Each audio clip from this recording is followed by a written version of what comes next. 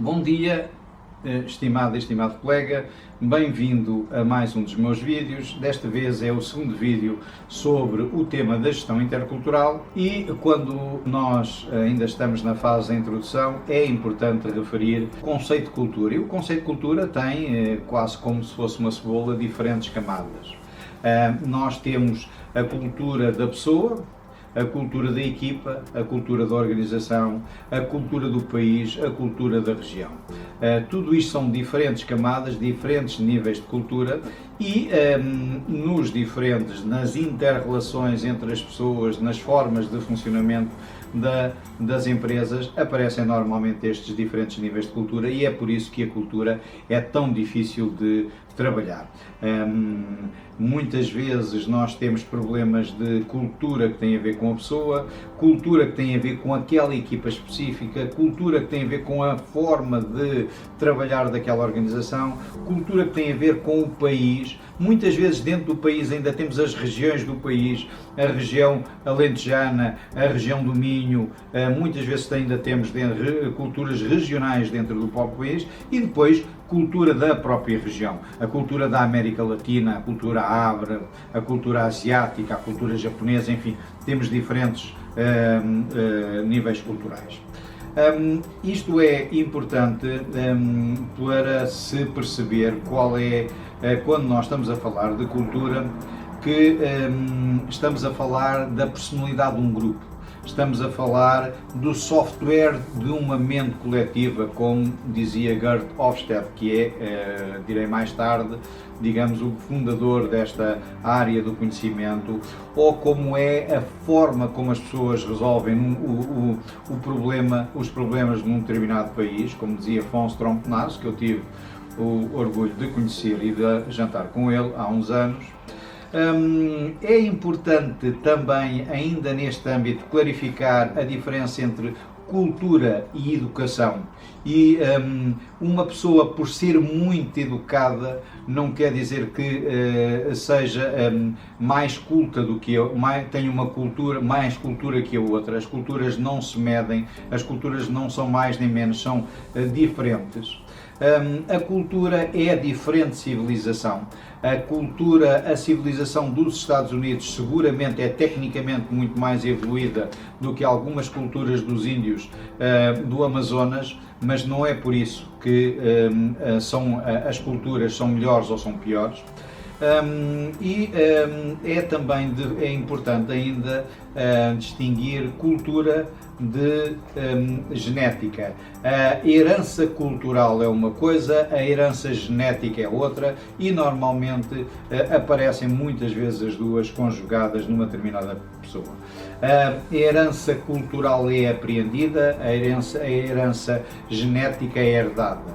A herança cultural é muitas vezes e principalmente passada através de símbolos, a herança genética é passada através da via genética.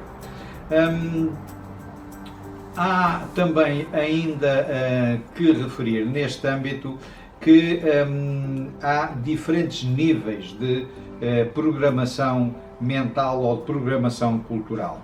Primeiro, a um nível mais baixo, nós temos a natureza humana. A natureza humana é universal e é herdada, e digamos que é subjacente a toda esta área. Depois temos a cultura é específica de um grupo e é apreendida. E depois temos, na camada superior, nós temos a personalidade, que é específica de uma pessoa e é herdada e apreendida. É também importante perceber estes diferentes níveis para entender muitos dos conceitos que vamos falar mais tarde.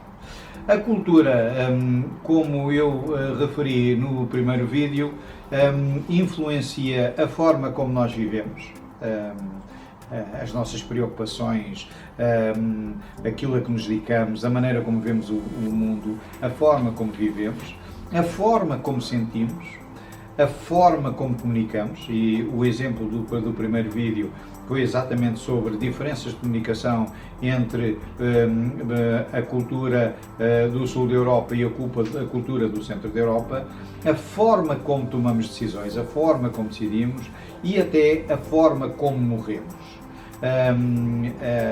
a importância dada à morte, a maneira como é vista a morte é diferente, é uma das características que distingue as diferentes culturas.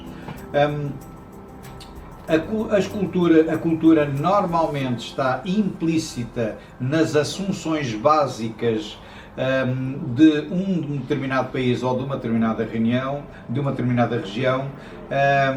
pode ser observada através, por exemplo, do respeito pela idade, o tipo de arquitetura, a comida, a música, enfim, através de aspectos como estes nós podemos denotar diferentes tipos de cultura. A maneira, tudo isto dá diferentes. Há alguns aspectos que são considerados como aspectos culturais universais e que são, enfim, que são aspectos que podem distinguir sempre umas culturas das outras. Por exemplo, o respeito pela idade. O respeito pela idade é muito superior, por exemplo, no Japão do que é nos Estados Unidos. É um exemplo concreto. Ou na Grécia do que é, por exemplo, em Portugal. Os adornos, a forma de adornar o corpo, até as tatuagens têm uma componente cultural importante. O ensino da limpeza, há países que a limpeza por exemplo, o corpo é muito mais importante do que outros, tem a ver com a cultura. A forma de cozinhar, os tabus existentes na cozinha, o não poder comer carne de porco ou o não poder comer insetos ou outras coisas do género, têm a ver com tabus próprios da cultura. Os ritos, as sanções penais, a maneira como sanciona determinado tipo de comportamento, embora haja hoje alguma sintonia nos diferentes países, mas é diferente de país para país.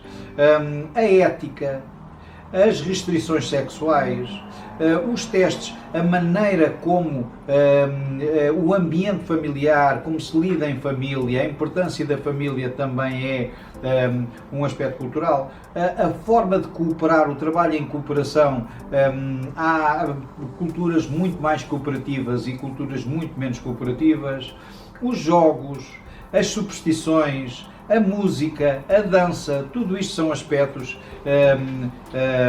culturais universais. São aspectos que têm a ver com a forma de estar e a forma de ser, com a cultura de cada um dos diferentes povos, ou seja, com o seu software da mente coletiva.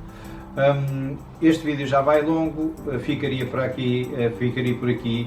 No próximo vídeo vou-me dedicar aos diferentes níveis da cultura, da gestão intercultural. E até à próxima semana.